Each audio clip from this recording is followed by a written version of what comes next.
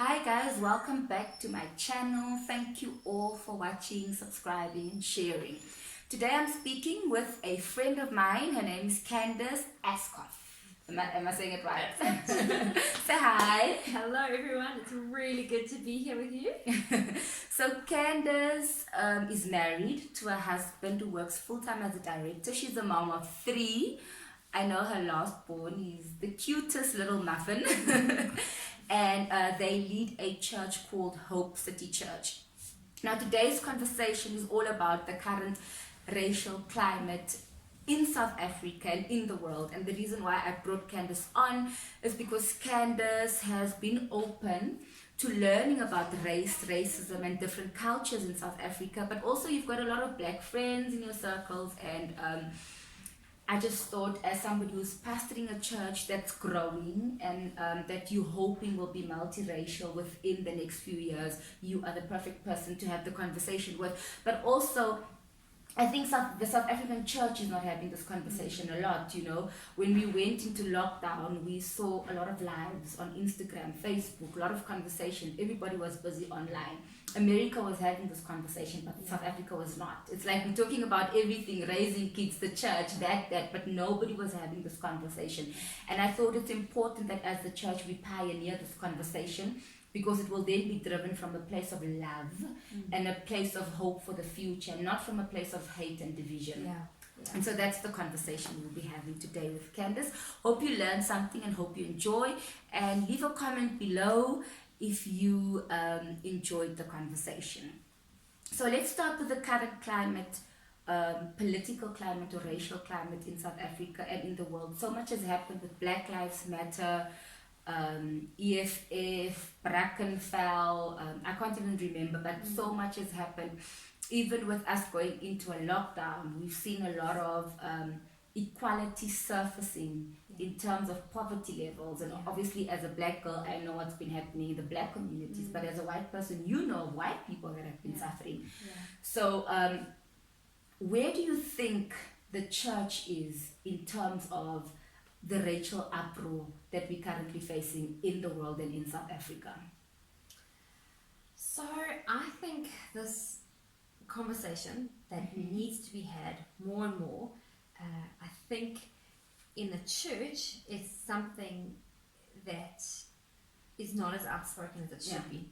And it's something that I'm personally having a lot of conversations with people, because the Holy Spirit showed me that this is something that I need to grow and I need to learn, and I don't want to be racist and I don't want to have these prejudices in me, and so I need to have these conversations to find out what they are. And so as far as the church goes, I think it's a matter of just setting the example of being vulnerable and putting yourself out there. The church is a group of believers, as much as it is an organization that you can look at it that way. What is the church's responsibility? It's people in the church each to take the responsibility and to be vulnerable. And I think it's too easy to compartmentalize and say, well, this part of my life is fine and I'll talk about this with someone else, but I won't talk about, and if we want to be a bunch of people that are not hypocrites, which is what the church is so often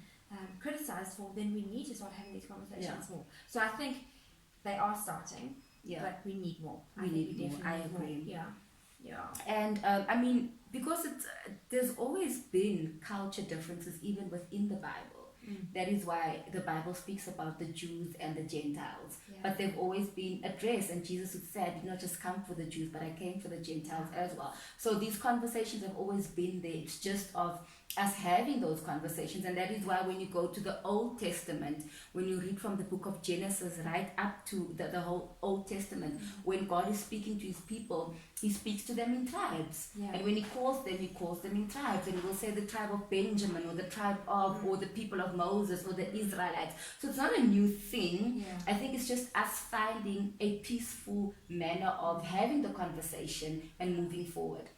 So do you think we are moving forward as a country? I mean, a few months back we had the cliques thing that surfaced. Was it Theresa May or what? Theresa May and cliques, and they say that my hair is not pretty, and all these these conversations that are rising up, do you think that we're moving forward as a country, or does it seem like we're moving backwards? Like we do one small thing and it becomes this racial issue.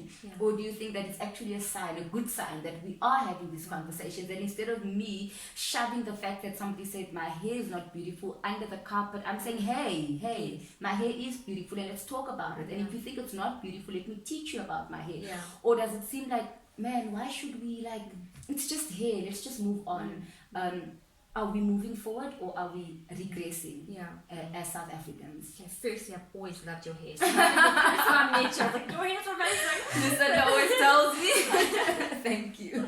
But I think we are moving forward. I don't think it's anywhere where we'd like it to be.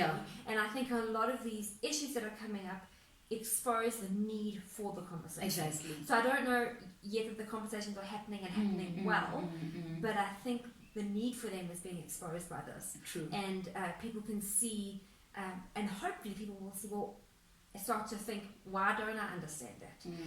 And hopefully will start to ask themselves, I've got some blanks here and I need to find out. So hopefully we are going to start engaging in those conversations and those kind of things, I think, expose the need. I don't know if the conversations are happening well, and so many people are so aggressive, and it's not a conversation, it's a word war with a lot of people, and that's not great. And nobody's listening, and nobody's hearing each other. And that's not the way to have it.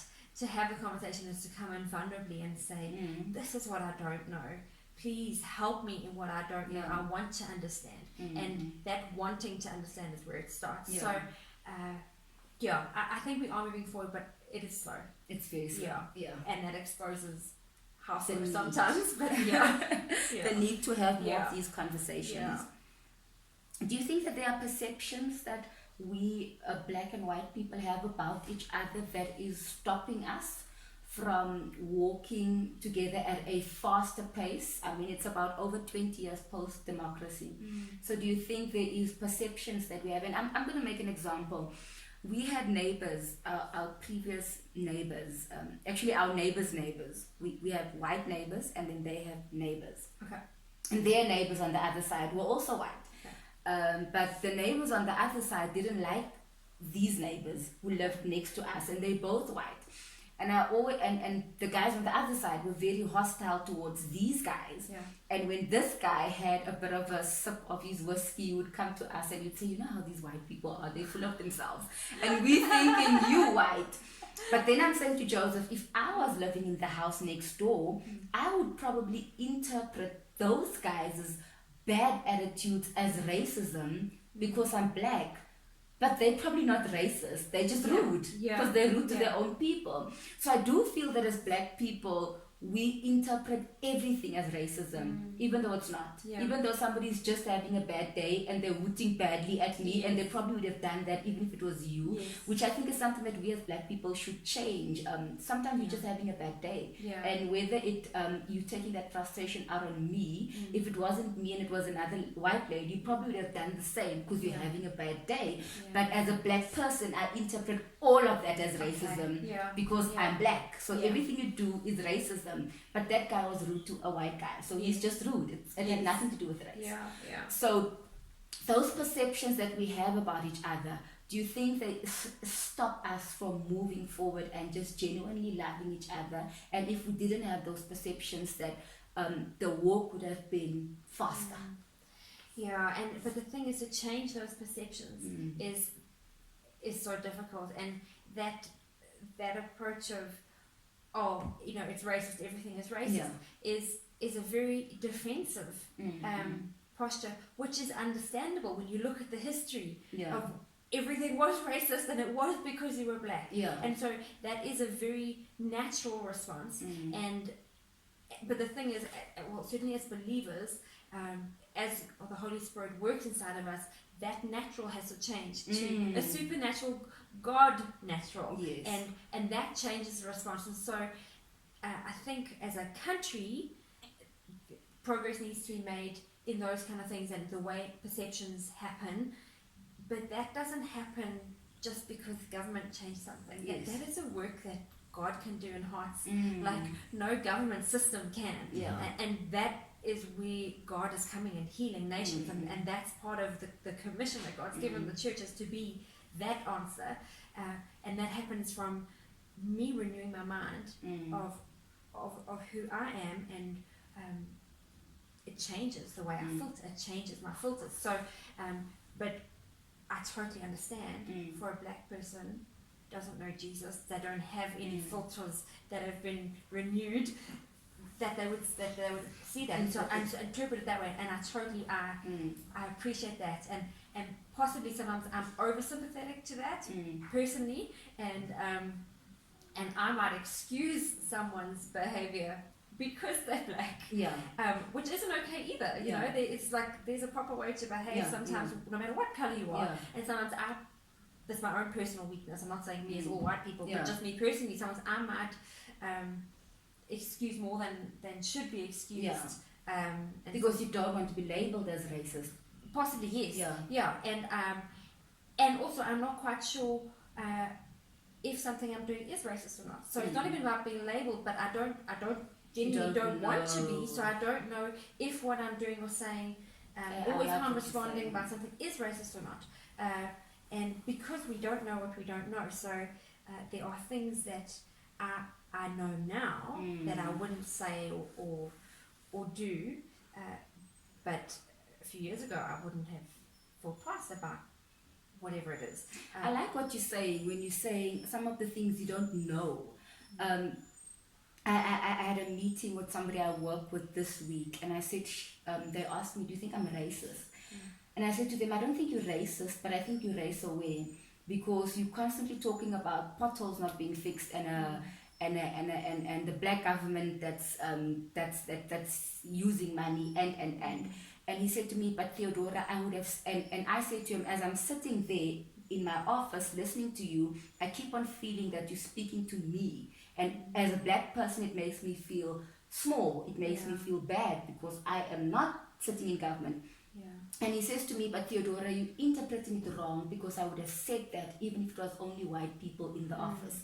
So now I'm interpreting something that he probably would have spoken about purely, and I'm making it political, and he doesn't even know. So I think there's a lot of not knowing probably from our from our white brothers and sisters, where they just don't know at which point will I be stepping on your toes. Can I touch your hair? Can I not touch your hair? Am I allowed to ask? I get the question a lot, are you black or are you white? Are you colored? And people don't know. Am I allowed to? Which is, I understand that fragile point of really not knowing, because everything has kind of like turned into being racist. But then you also spoke about healing of nations, and I love the fact that you mentioned that. Do you, as a child of God and as a servant of God, when you look at the dynamics of the world, and as South Africans, do you think that we need healing, both black and white? Do you think the problem is that we're probably a wounded nation when it comes to this racial thing? Yeah, and I think those wounds look different for different people, and for a lot of people that wound comes out in pride, and if I can just touch on that whole Black Lives Matter, there was such but all lives matter, which is this defensive, prideful response, but I also matter, and that comes from a wound, and so much has happened in our country, and so many people have been hard done by in different ways from different races, and for the people that have experienced some of the farm murders, and they've lost family, but then there's on the other side there's just also such terrible devastation, inequality, that people can't even imagine what it's like to not live on a street, never mind living on a farm. So wow, that is a very loud helicopter or whatever it is. It's just a helicopter, guys. Brace yourself. No, it's not landing here. That's a good thing too. So I think where was I going with that? The healing, it needs to happen for all of us in different ways. And those wounds of maybe you thinking, oh, it's because I'm black. That's a different wound. It's an insecurity kind of wound, because it must be because I'm black. Yes. And because so much of the history of the black nation was because it was you're black that you weren't entitled to something that wasn't an option for you, and that's a very real wound. But that prideful response is just as much something that needs to be dealt with. There's unforgiveness of stuff that's come up, and it's wrecking the future of our nation, because how can we go together and prosper if there's all this stuff, and it's difficult when you talk about a nation versus the people of God within a nation, but it's all part and parcel, because we all live here and we all do life together. So how do we I was talking really about hypocrites, it all works into each other.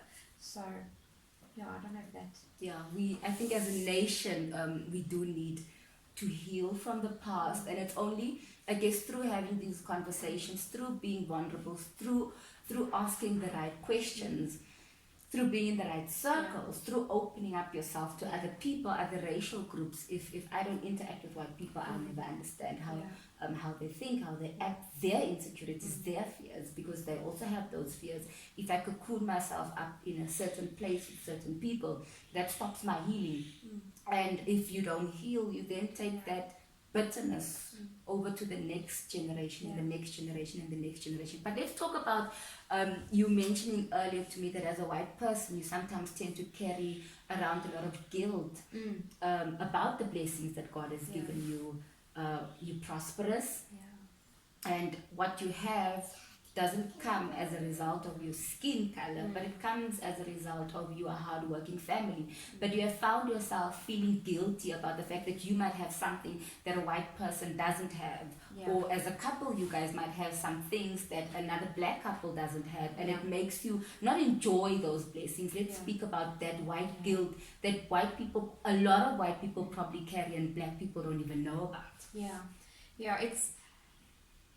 It's something I find not just about things that I have or the lifestyle that I live, but I think it can possibly be more of a barrier in relationally connecting with someone. I feel like how would that open up to me when this is wrong, where I will think, how do they see me? Do they see me as someone who's just had everything handed to her because she's white? Do they just see you as a white rich girl? And I'm putting thoughts in their head which they haven't necessarily had, but I've put them there, and so that I've created this barrier which didn't need to be there. Because I'm trying to think of how they're perceiving me. And I find that I'm often excusing stuff. I bought that second hand or whatever, like if someone compliments me, and we were actually talking about it this week in Bible study, and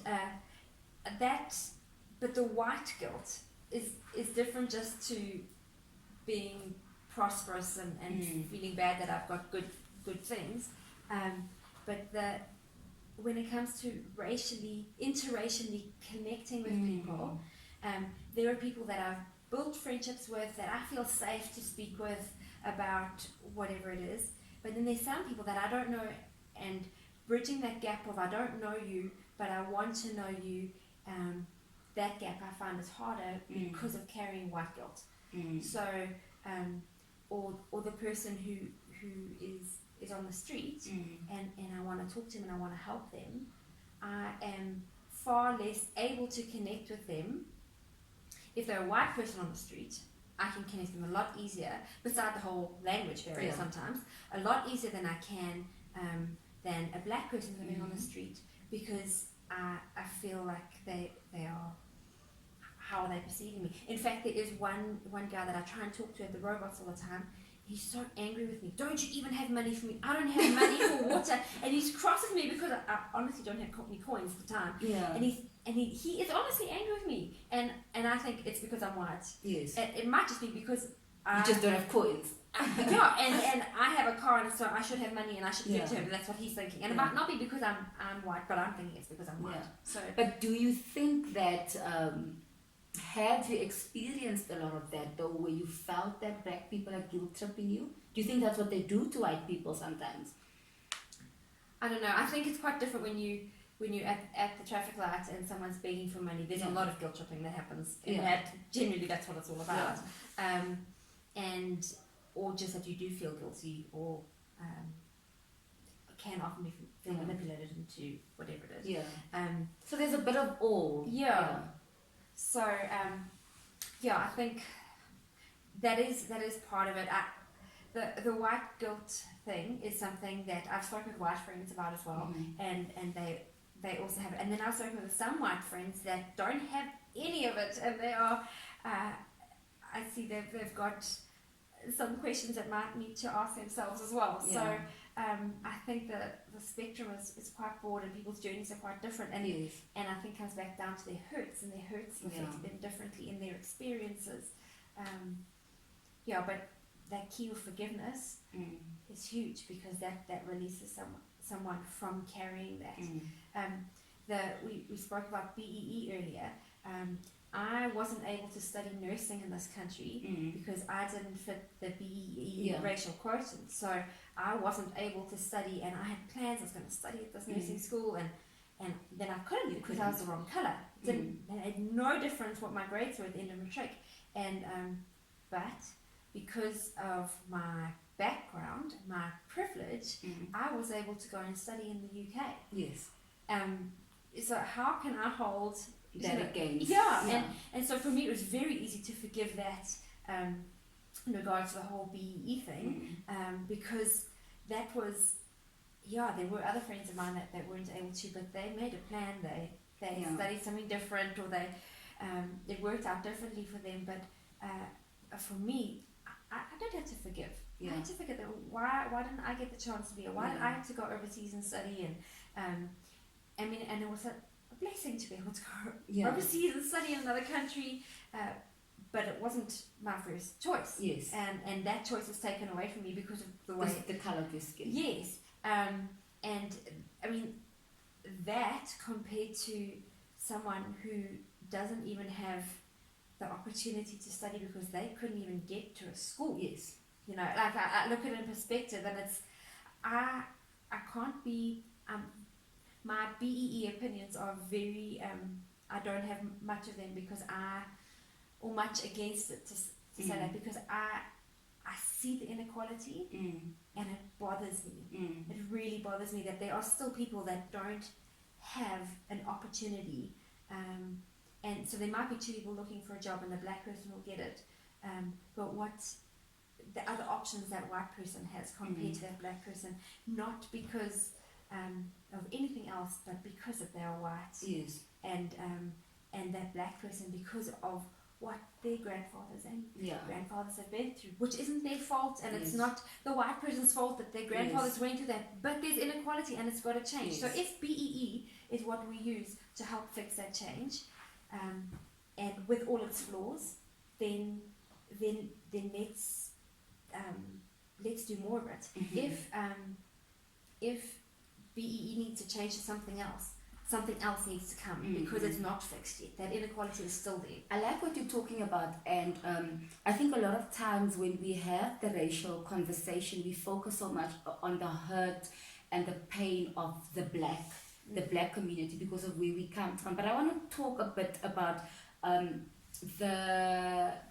what white people are going through, because I live in a white community.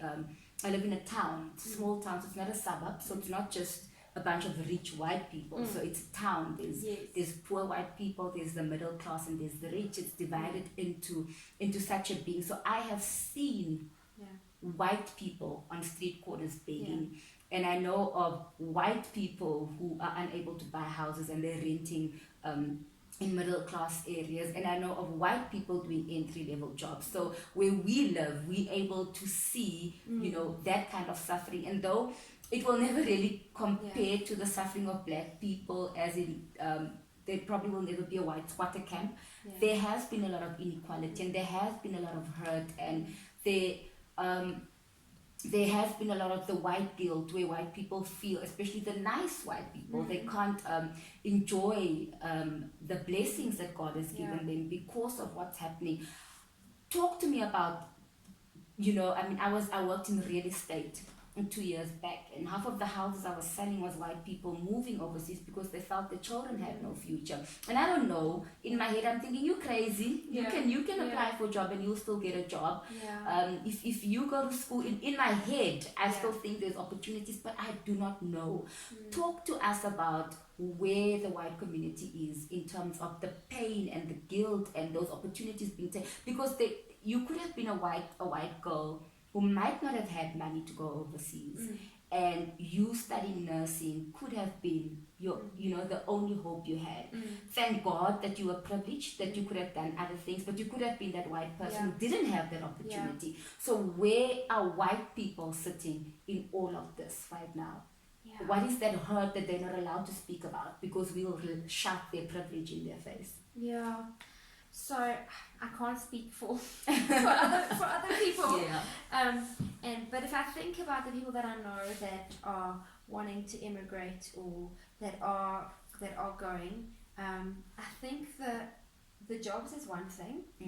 The violence and the crime is something that is very worrying for a lot of people, and I know that that's not one race or another, because I think we all are affected by it. But certainly for those that have an opportunity to not live in fear, I think that has been one of the big motivators for them. And as far as the future of getting a job, I'm not really sure where they're at, because I can't speak. Have you personally worried about the future of your little kids in South Africa? So I think for me, when I left South Africa when I was 18. I'd done a gap year at the church, and I went to America. I au paired in America. I went straight from America to the UK, lived there for 8 years. And when I went to the UK, I was very resistant because I didn't want to go to the UK and be one of those pound-hungry South Africans that are just going to go and make money. And I was resistant, but I went because God told me. And so my frame of reference is quite different, I think, from someone who's not a believer and that hasn't put God first. So I don't want to live anywhere in the world unless God has told me to live there, because this is where God wants me. And so this is where I want to be. And He'll provide for those kids here. Yes. And this is the sweet spot of the will of God for my life as far as country goes, because this is where God wants me right now. And I have such peace in that. So if I do know someone immigrating or moving, I'm like, I will ask them the questions, why are you going? Is fear moving you, or is God moving you? And I don't always think that sometimes people say, oh, we'll only go if God shows you where you're going and what it's going to look like. And I don't always think that's true. But if fear is the thing moving you, I don't think that's a good motivator. Your motivator has to be, God has called me somewhere. I've got something to give in this nation that I'm going to. And that whole mentality of what can this nation give me? What can this nation give me? I think it's the wrong way around. Because ultimately it is God who blesses and it is God who protects. And I mean, the Bible does say that I pray above all things that I wish above all things that you may prosper and be in good health, even as your soul prospers. And I think that is a promise to all of us, irrespective of the color of our skins, irrespective of our race. So our kids have a hope and a bright future because they're children of God and not because of the color of their skin. Let's talk about the children as mothers. I think we come a long way in terms of the racial and the racism in South Africa. We're able to visit each other, we're able to have coffee, but there's still a huge tension. How do we raise our kids to have a better sense of community with each other than what we currently have? How do we become intentional about them seeing each other as kids and friends and not seeing each other as white? And when Kenya sees your child with an iPad, because I can make a little comment and say, it's a white kid, that is why they have an iPad, you have to wait. So how do we become intentional about not raising our kids with those perceptions and them just living in love? Well, I think we're all learning this whole parenting thing, but trying to raise my kids in this atmosphere, at this point, I'm just trying to show them that difference is beautiful. Yeah. So, because I think our natural tendency as humans is if it's different, it's wrong. It's wrong, and I shy away from it. Yes. So I'm just trying to show them that different is beautiful. So, really getting dolls as a young girl, I'm like, I always pick the black doll. Yeah. And so she's got some white dolls, but because you always want what we like. So I'm trying to encourage her to see that different is beautiful. And when her black friend undoes her hair, we speak about how beautiful her hair is and how different it is to the way our hair is. So those are just little things, because my kids aren't. Yeah, they're still young. They're still young. So those are the kind of things, I guess, that I'm trying to do. And I've heard racist comments come out of my son before, and because he's heard them at school, and that's what other kids have said. And I've stopped the car, I've pulled over, we're not going to get home to talk about this. I've made it such a big deal that that's not the way that us as children of God speak about other children of God, or other people that God has made, that other people that Jesus died for, just like he died for you. We don't speak about them like that. And I've helped him try and understand that you can't devalue someone because of their color. And it's scary to hear your children speak, and you hear this racist comment, and you realize that this is just the way the kids are speaking. This is just the way. But they get it at home. Yes, it comes from. It filters over from home, and then they hear their friends say it, and they say it, and then I'm like, I don't know, car. We stop, or we pull over the side of the road, and we address whatever it is, or if I'm a bit more with it, we'll like talk about it that evening again, and we'll do it. But I guess that's. But you're intentional about it. Yes. Yeah. And whenever those opportunities come up, to try and use them as teaching opportunities to show our difference is beautiful. There is so much beauty in diversity. There is so much beauty in our differences, in loving different things, in being differently gifted, in having different skin colors. I mean, I grew up as a light-skinned girl in Soweto, and everybody would call me white. But they embraced me, and the difference was it was beautiful, you know. And I look at myself, and I don't want to look like anybody. I don't want to be whiter, and I certainly don't want to be blacker. I think there's a reason God packaged me the way he packaged me, and he's got a purpose and a plan for this. And whether you packaged black or white or Indian, there is a purpose for that, and he's going to use you within that package. But as a church, what is the role that we play within this whole racial dynamic to bring unity and to bring that beauty and diversity and to let people see? So I think in church culture, certainly here we speak about a white church or a black church, and some of that's language, some of that's like a 4-hour meeting versus a 1-hour meeting, like a cultural thing. Of like a black church will have a really long meeting, whereas a white one will be shorter, and those kind of things. I think those are peripheral things when you get to heart. So if we can start to value each other as we should, as God does, to see each other as Jesus died for that person just as much as he died for me. I know we know it, but when we start, do we really know it? Is it our revelation? Is it? And if that's what I'm filtering my interactions with other believers, whatever color they are, and that's how I'm filtering my interaction with them, it changes the way I do church. But it changes also as far as church looks. It should change the way church looks. So something that I'm trying to do is to bring more multilingual songs. And I think it's shocking how few multilingual songs we have in our churches. So I've been working with some people to actually write some multilingual songs that have more than one language in them, so we get to learn how to sing each other's languages. And when it's going to be like that in heaven, there's going to be so many different languages sung there. So that's like part of what my heart is that church would start to look like, where we could worship together, and I could worship God with as much passion in your language and you in my language. And it would be just as much as me connecting to God. But when they sing the English part, then I'll connect with God. We'll have to get to the Afrikaans part then, or the English part, or the Zulu part, or whatever part. But if we could mature to a place where I could love Jesus and worship Jesus as much with this song, and this part of the song that's my language or your language, I think that's part of it. That's just like an example of how it changes the way we do church, as it were. We have our meetings, but that heart connection.